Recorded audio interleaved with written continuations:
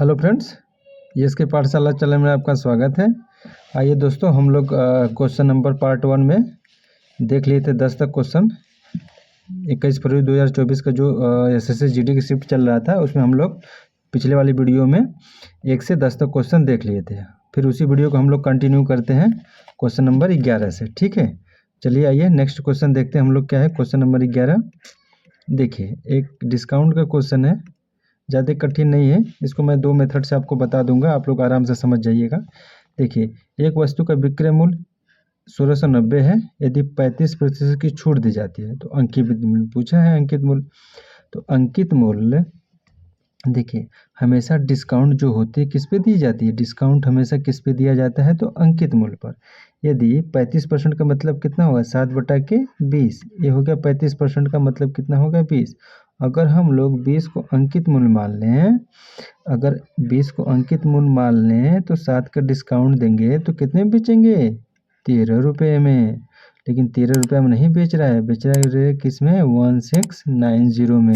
कितने गुना हो गया? तो 130 गुना। ये भी आपका हो जाएगा 130 गुना। देखिए कितना इजी क्वेश्चन हुआ। 13 दूना 2600 रुपया हो जाएगा। अब इसको एक मेथड से और लगा सकते हैं। मैंने आपको बताया किस मेथड से? रेशियो मेथड से। ठीक है, आप लोग इसको 100 मानकर भी कर सकते हैं। ठीक है, मैंने माना अंकित मूल्य 100 है। अगर इस पर 35% डिस्काउंट देंगे तो कितने में बेचेंगे? 65 में। लेकिन ये आपका एसपी हो गया, सेलिंग प्राइस, ये आपका एमपी हो गया। ठीक है, तो ये 65 रुपये में नहीं बेच रहा है, बेच रहा है कितने? 1690 में। अब इसको 13 से काट दीजिए। 13 पचे 65 और 13 13वां 169। फिर काटिए, 5 एक कम 5, 5 दूना 10, 5 6 30, यानी 1 यूनिट का वैल्यू आ गया 26। तो ये भी आपका कितना गुना हो जाएगा? 26 गुना। ठीक है, यानी 2600 रुपये। देखें, आप 100 मान के कर लीजिए या फिर रेशियो मान के, दोनों से आंसर आ गया। ठीक है, चलिए अब आते हैं हम लोग अपने नेक्स्ट क्वेश्चन की तरफ। देखिए क्वेश्चन नंबर क्या है? Question number 12। ये भी थोड़ा ठीक ठाक क्वेश्चन है। रमेश का वेतन रमन के वेतन से 20% अधिक है। तो हम लोग क्या करेंगे? एक साइड लिखेंगे रमेश, एक साइड लिखेंगे रमेश, ठीक है, और एक साइड लिखेंगे रमन। ठीक है, अब वेतन 20% अधिक है किसका? रमेश का। ठीक है, तो रमेश का 20% का मतलब 1/5, यानी रमन का अगर 5 है तो इसका हो जाएगा 6। ये सब आय का वेतन है ना, तो ये किसका रेशियो हो गया? आय का। बट क्वेश्चन में थोड़ा सा ट्विस्ट दिया है कि 33,750 रुपया बचाता है कौन? रमेश, जो कि वेतन का है 75% ना। तब यहाँ से हम लोग निकालेंगे, यानी 33,750 रुपया बचा रहा है। किसके वेतन का है? रमेश का वेतन मैं मान लेता हूँ ये है। ठीक है, इसका 75% है। ठीक है, तो 25 टाइम 75, 25 चौका 100, 3 से इसको काट दीजिए। 3 एक कम 3, 3 एक कम 3, 3 दूना 6, 3 पचे 15। अब इसका 4 का इधर जाएगा तो गुणा हो जाएगा, तो उसका वेतन कितना आ जाएगा? 4 से गुणा कर दीजिए। 4 0 0, 4 पंजे 20 के 0, 4 दूनी 8 2 10 के 0, 4 एक कम 4 एक 5 और 4, यानी 45,000 उसका वेतन आ गया। किसका? रमेश का। लेकिन रमेश का रेशियो वेतन का तो 6:5 है, यानी 6 नहीं है कितना? 45,000। तो कितने गुना हो गया? 6 सत्ते 42, भाग दीजिए। 6 सत्ते 42 और 6 पंजे 30, यानी 7,500 गुना हो गया। ठीक है, तो ये भी हो जाएगा 7,500 गुना। ठीक है, तो यानी 5 0 0, 5 0 0, 5 पचे 25, अब 5 सत्ते 35 2 37। आ गया आंसर। चलिए अब लोग अगला क्वेश्चन देखते हैं। एकदम आराम आराम से पढ़ते जाइए, कोई जल्दीबाजी नहीं, बस कंसेप्ट आप लोग अच्छे से समझिएगा। ये एवरेज का क्वेश्चन है, इस लोग हम लोग ज़्यादा नहीं, बेसिक से ही कर लेते हैं। 35 कर्मचारियों की औसत आय के है, तो इनका 35 कर्मचारियों का योग कितना हो जाएगा? 35 औसत गुणे नंबर ऑफ कर्मचारी। यदि प्रबंधक की आयु शामिल कर लिया जाए तो औसत आय कितना हो जाता है? 19,000 रुपये। यानी अगर हम लोग 35 के में 19,000 हो जाती है, यदि प्रबंधक की आय 54,000 रुपये है तो के का मान कितना होगा? देखिए 35 के हो गए, अब इसमें हम प्रबंधक की आय अगर जोड़ दें 54,000 रुपये, ठीक है, ये तो ये सभी का योग 36 का कितना योग के बराबर हो जाएगा, ठीक है, 19,000। बस यहाँ से के का मान निकलना है। अब इसका गुणा करेंगे, 19 छक्का 114 के 4, हाथ में कितना लगेगा? 11, 19 दिया 57, 57 10 67, 57 10 67 1 68, यानी 684 और 000 हो जाएगा, ठीक है। यानी 3 के प्लस में 5,400, अरे सॉरी 54,000, ठीक है। और ये 3 के नहीं है यार, देखिए 35 के, ठीक है। अब इसको यहाँ पर ले जाकर उधर माइनस करके के से डिवाइड कर लीजिएगा, 18,000 आ जाएगा, ठीक है। चलिए अगला क्वेश्चन हम लोग देख लेंगे। देखिए एकदम मस्त मेथड से बताऊंगा आप लोगों को हम। एक आदमी 1 रुपये में 35 कलम खरीदता है, ठीक है। आर्टिकल इंटू CP % हमेशा 100% होगा। नीचे आ जाएगा आपका अमाउंट कितना है? 1 रुपये। एक इसके इक्वल हो जाएगा। अब 40% लाभ अर्जित करने के लिए उसे 1 रुपये में कितने कलम बेचने होंगे? मान लीजिए 100 कलम बेचने होंगे 1 रुपये में, तो 40% लाभ का तो 140%, ये हो जाएगा आपका 100%। 1 ही रुपये में बेचना है तो ये परसेंट से कट गया, 0 से कट गया, 5 से कट नहीं, 2 पंजे 10 और 2 सत्ते 14, 7 एक कम 7, 7 बचे 35, तो ये कितना 5 बचे 25, ठीक है। एकदम आराम से क्वेश्चन करेंगे हम लोग, कोई जल्दीबाजी नहीं। देखिए एवरेज का नेक्स्ट क्वेश्चन है। 22 शिक्षकों की औसत आयु 64 वर्ष है। उस समूह में एक नए शिक्षक शामिल करने के बाद औसत वर्ष 1 वर्ष की वृद्धि हो जाती है। एक बात बताइए, जैसे 22 लोग हैं, ठीक है, मान लीजिए 4 ही लोग हैं, ठीक है। अगर एक 5वां आदमी आता है और औसत में 1 की वृद्धि हो जाती है, औसत का मतलब होता है सभी में बराबर बांटना। अगर 1 की वृद्धि हो रही तो 1 में सभी बढ़ जाएगा ना, जो नेक्स्ट व्यक्ति आ रहा है तो 1 में सभी बढ़ जाएगा। तो वैसे ही 22 लोग हैं और 1 वर्ष की वृद्धि हुई तो 22 में तो 22 बढ़ गया, ठीक है, प्लस अपने 1 लेके आएगा तो टोटल कितना बढ़ेगा? 23 बढ़ेगा। ऑलरेडी 64 वर्ष एवरेज था ही, अब 64 में 23 जोड़ दीजिए, 64, 4 3 7, 6 2 8, 87। चलिए नेक्स्ट देख लेते हैं। देखिए बॉडमॉस का एकदम इजी, डायरेक्ट यहीं पर करेंगे, 25 से इसमें डिवाइड करेंगे 2 हो जाएगा, ठीक है। तो 27 दूना कितना हो गया? 54, ठीक है, यहाँ हम 54 लिख लेते हैं।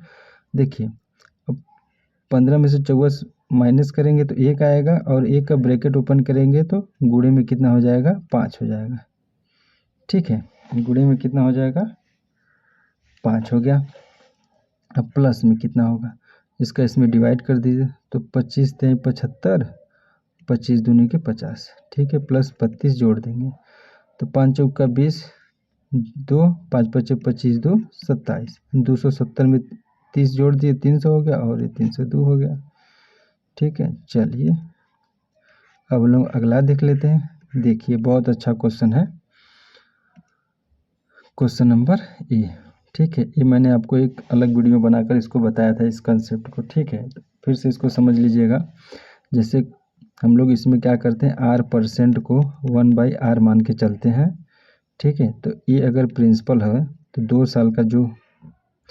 साल का चक्रवृद्धि ब्याज निकालते हैं, ये आता है 6,000, ठीक। अगर 2,000 का साधारण ब्याज 12,000 है तो 1,000 का साधारण ब्याज कितना हो जाएगा? 6,000, और ये 14,400 क्या है? चक्रवृद्धि ब्याज, ठीक है। तो 1 साल का साधारण ब्याज, और साधारण ब्याज तो हर साल सेम होता है, चाहे पहले साल हो, चाहे दूसरे साल, चाहे तीसरे साल, ठीक है। तो अगर पहले साल का 6,000 है, दूसरे साल का 6,000 होगा, तो 6 ये दोनों कितना हो गया? 12,000, ठीक है। अब बचा क्या? 12 2 14, यानी 2,400, ठीक है, 2400 ये बच गया। अब ये 2400 जो आता है ना, ये 6000 का 1/r हो गया आता है। ठीक है, तो हम लोग निकाल लेते हैं। 6000 का 1/r इक्वल टू 2400। 2 0 कैंसिल हो जाएगा, काट दीजिए। किससे? 12 से। 12 दूना 24 और 12 पंजे 60। यानी यहाँ से अगर देखेंगे तो 2r बराबर कितना आ गया? 5। तो r बराबर कितना आ जाएगा? 5/2। ये आपका आ गया r का मान।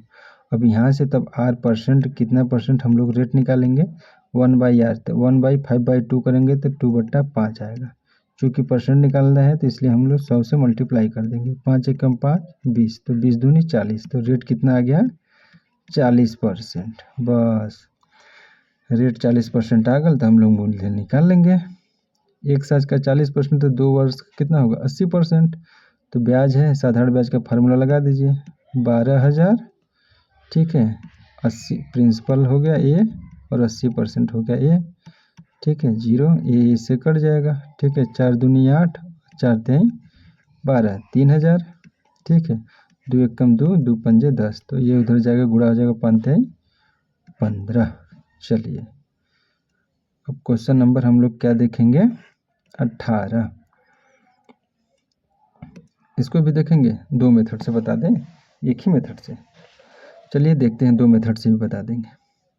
किसी धनराशि पर 20 वर्षों के लिए प्राप्त साधारण ब्याज उस धनराशि का 2/5 है। तो बोल रहा है जो बेजवा है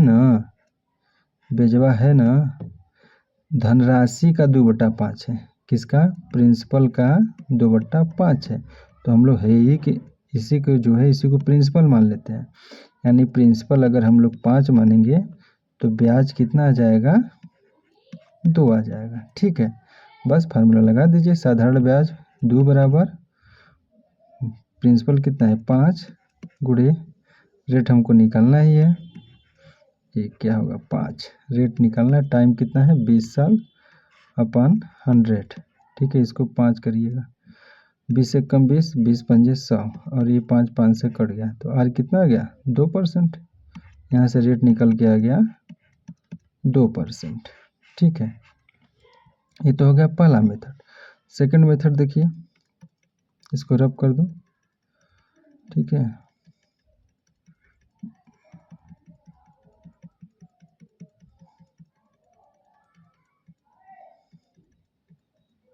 देखिए सेकंड मेथड क्या है? जो दर होता है ना, जो दर होता है, ढेर नहीं दर, 10% होता है, वो क्या होता है? 1 साल का ब्याज, 1 साल का ब्याज किस पर?